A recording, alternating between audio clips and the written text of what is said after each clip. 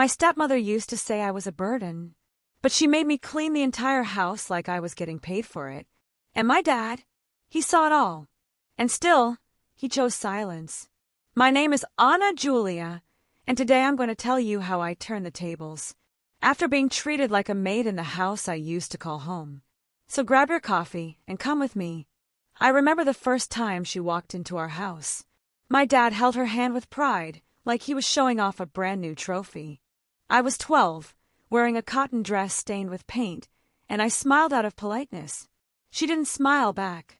She just looked me up and down like I was some old piece of furniture that came with the place. Right then and there, I knew I wasn't welcome anymore. That night, my plate was placed on the table after theirs. My dad didn't even notice. He kept talking about the trip they'd taken together, the food at the hotel, how much she made him laugh. I pretended to chew cold rice while she smiled at him like she owned the world, and maybe she did. Slowly, the walls of my house began to change color, smell, even rules. Everything became hers. Within a month, she changed my schedule, said sleeping past 8 was lazy, that I should help more, since I don't do anything all day. She handed me a bucket, a rag, and a list. Start with the bathroom, she said. My dad, distracted by his new love, chuckled. It'll be good for her, teach her responsibility. But I wasn't growing, I was disappearing. The clothes I liked vanished from my drawers. My sketchbooks were thrown away because they made too much mess. She barged into my room without knocking, changed my bedsheet, and placed a pink lamp that matched the new energy of the house. And me, I stayed quiet, because yelling didn't matter. My dad wouldn't hear me, and she only smiled when I cried. School became my only refuge. But even that, she tried to take. Said I should study at home, help around more. One day, she made me scrub the garage before class. I showed up with scraped knees, a wet uniform, and red eyes. The teacher asked if I had fallen. I said yes, but the fall I was living was silent. One Sunday, she woke me up saying Dad needed breakfast in bed. I made juice, eggs, warm toast. I carried everything carefully. When I got to the room, she opened the door, took the tray from my hands, and handed it to him like it was hers. My dad kissed her forehead and said, "You're perfect." I smiled on the outside, but inside, I bled. That's when I started saving little pieces of proof. Notes with orders, photos of chores. I even recorded her once, saying Dad only kept me around out of pity. If it were up to me, I'd have kicked that girl out already. I'd play it back in my headphones, lying in bed, pillows soaked. My chest ached, but a spark lit inside me. I wasn't going to accept this forever. The worst day came when she hit me. She said I broke a glass on purpose. Dad got home later, saw the bruise on my face, and she cried, saying I did it to myself to stir up drama. He believed her, hugged me with guilt in his eyes, but didn't do a thing. That night, as I wiped the kitchen floor, I whispered to myself, one day this story will change. And it was on that same floor I made my decision. As the soap ran through my fingers and my dignity down the drain, I closed my eyes and made a promise. One day, that woman is going to see who I really am. And when that day comes, she'll wish she'd never underestimated me. She started answering the phone using our last name, like it had always been hers. When I corrected her, she'd just say she was maintaining the family image. My dad laughed, said she was meticulous, organized, that she brought new energy into the house. But what she really brought was exile, right into my own home. And I was the first to be cast out. People at church started looking at me differently. She'd spread stories, said I was ungrateful, rebellious, hard to handle. I felt eyes on me in every hallway, every service, like I was some ticking time bomb. I used to sing in the children's choir. Then suddenly, I was pushed out without a word. Maybe it's best if she takes a break, she said with a smile. A break from what? From existing? She played the victim so well that one day I overheard my grandmother say, "That woman is an angel. It can't be easy putting up with that girl." I didn't cry. I just swallowed it, walked out the back door, and sat in the yard hugging my knees, watching ants carry leaves. Each one seemed to know exactly what it was doing. I didn't. Bit by bit, I lost my name. She'd call me girl. Hey you. That thing. When introducing me to someone, she'd say, "This is my husband's daughter." No warmth. No affection. Just silence where there used to be hugs. My dad stayed blind, enchanted by the performance she put on every day, and I was just the ugly backdrop he pretended not to see. I remember the day she threw a party at the house. I wasn't invited, I was assigned. While the guests laughed, I washed glasses. While she danced, I picked up napkins from the floor. A man asked if I was the maid. She answered before I could. Something like that. I smiled, but there was more rage in that smile than she could have ever imagined. My birthday stopped existing. No cake, no happy birthday, no presents, but hers. A whole production. She made me write cards, sing with enthusiasm, even filmed me to post on social media. "Family is everything," she wrote in the caption. It ate me up inside, but I learned how to smile with my teeth and scream with my eyes. And little by little, I learned how to lie too. At school, my grades started slipping. The principal called me in and asked if something was going on at home. I wanted to tell her. I swear I did, but I was afraid it would only make things worse.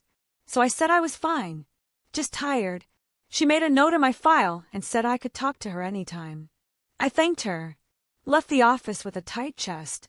All I wanted was for someone to see past my lie. She told me I had no talent, that I was average, that I'd never amount to anything. Every time I did well at something, she'd downplay it, mock it, erase it.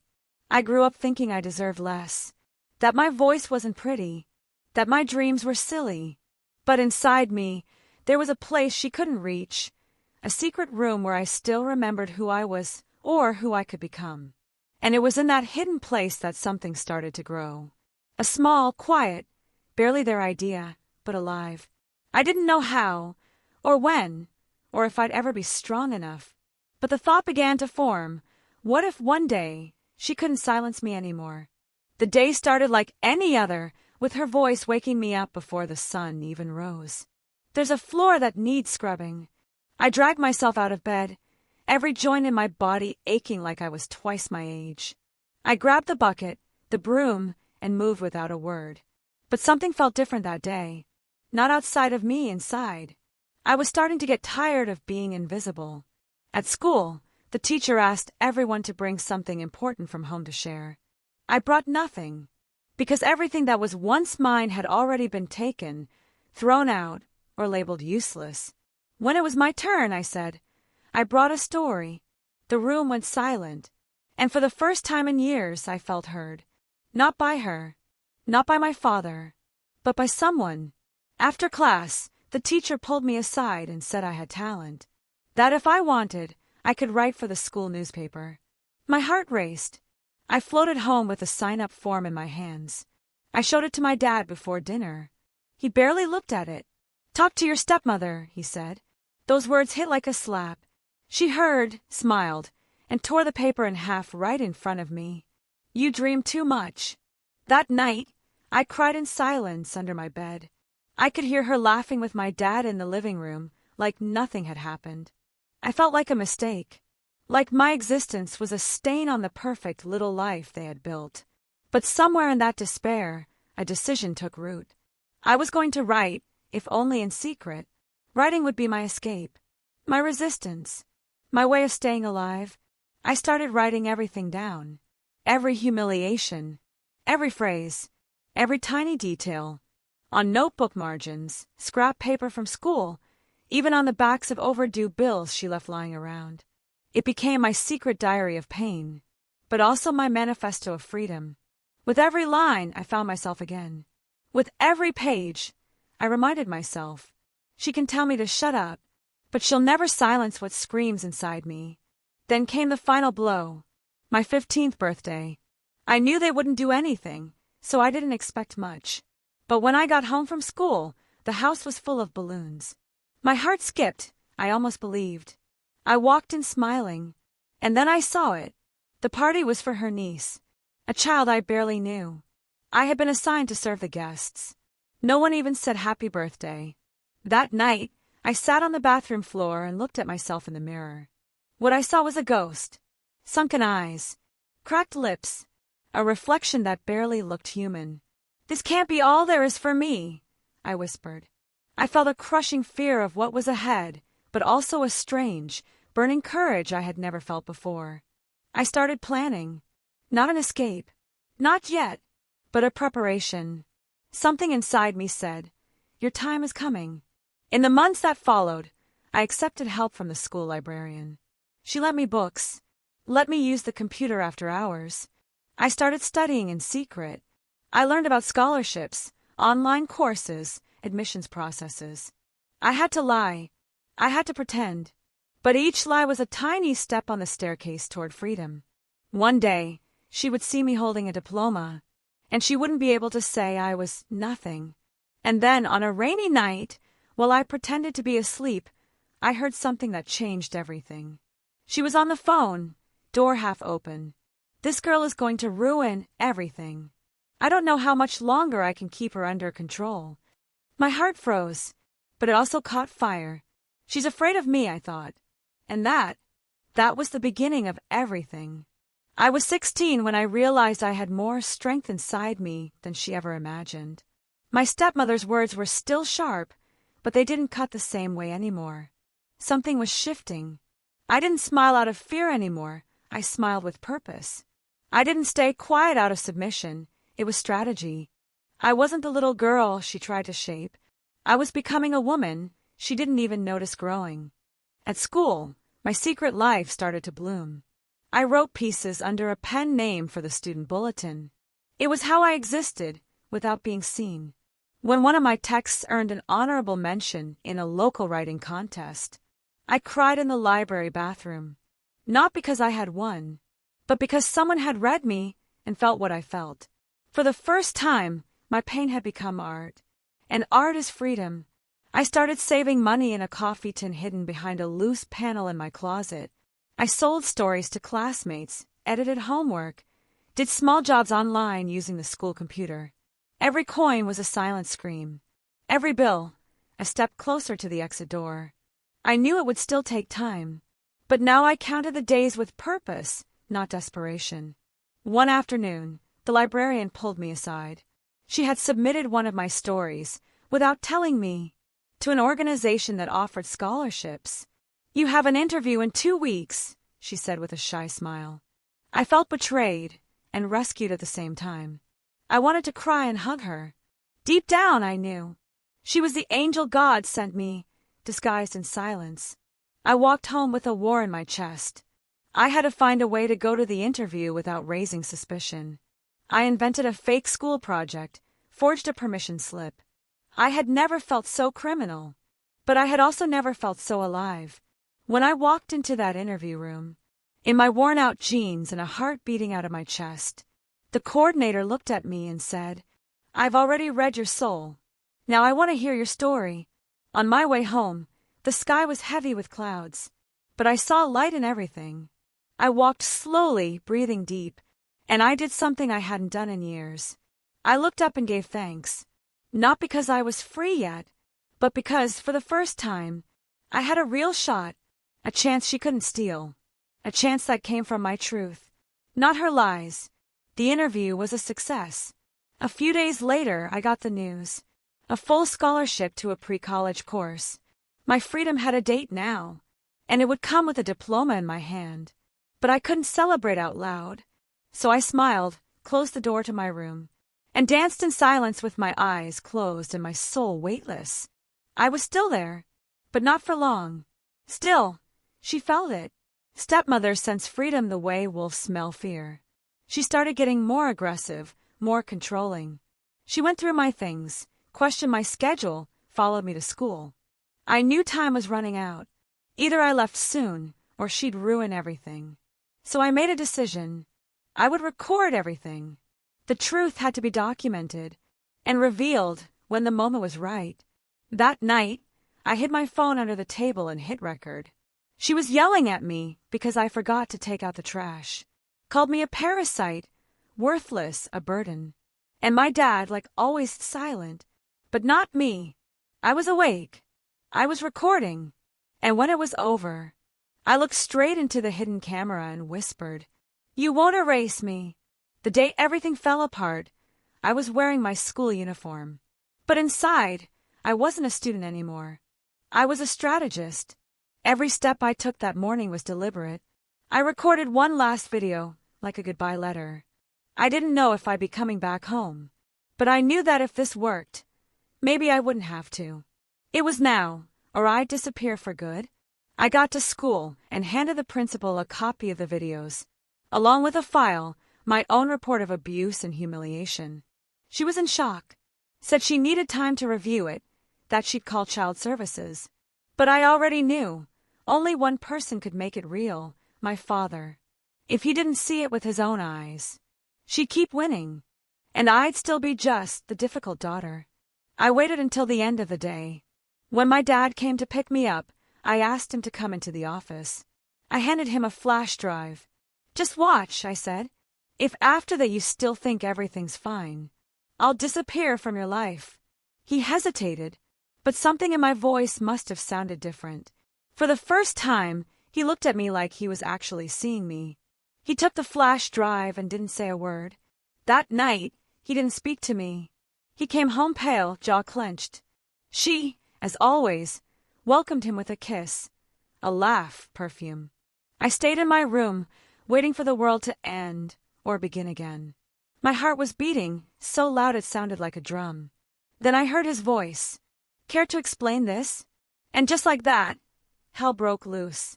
She tried to deny it. She cried. She screamed, said I faked everything, edited the videos, twisted the truth. But my father stayed silent. After years of blindness, he was finally seeing the whole story.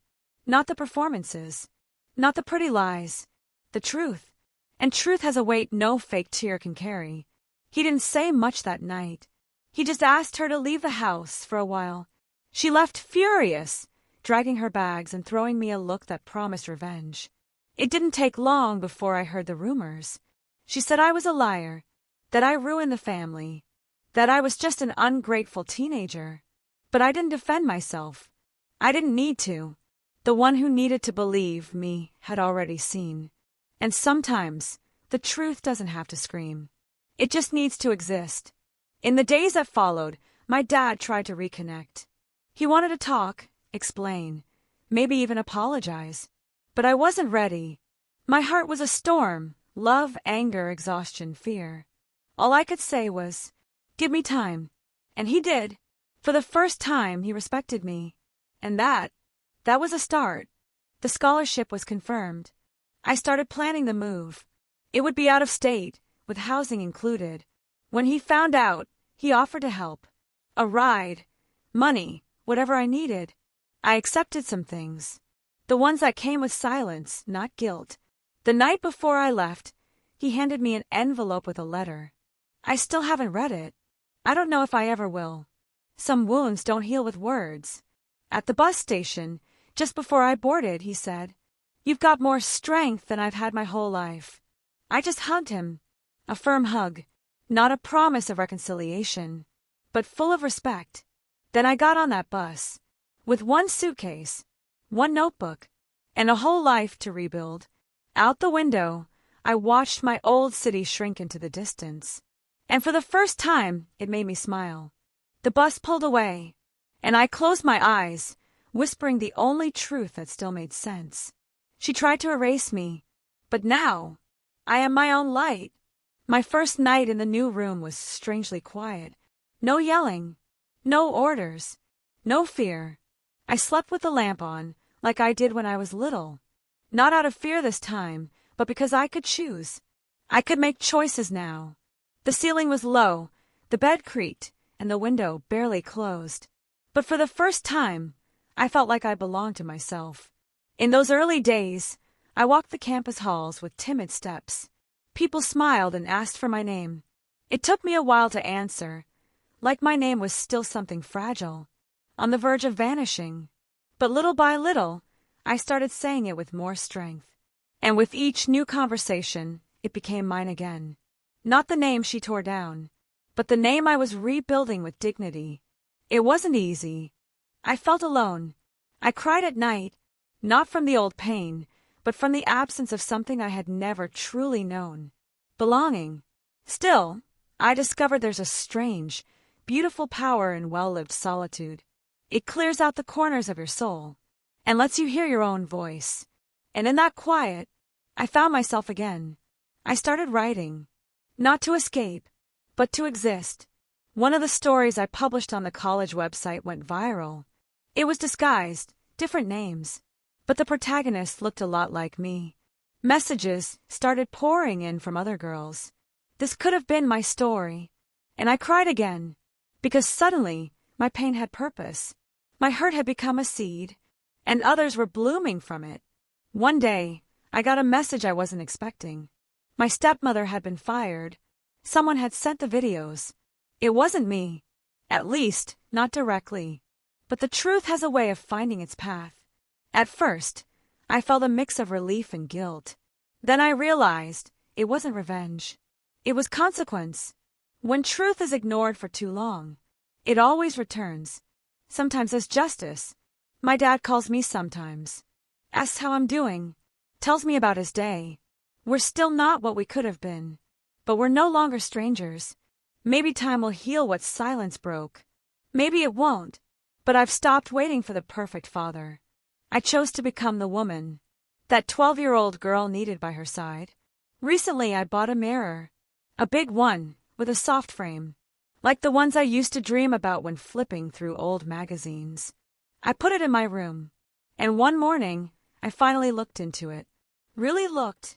And for the first time, I didn't see a fading girl. I didn't see a survivor. I saw a woman. Whole. Flawed, yes, but whole. And for the first time, I said my name out loud. And I smiled. I'm not who she said I was. I'm not what he failed to see. I am who I chose to become, when no one else chose me. And today, when someone asks me how I survived, I answer gently. I wrote myself back into life. If this story meant something to you, leave a comment. And if you'd like to help us keep sharing stories like this, buy us a coffee. The link's pinned in the comments.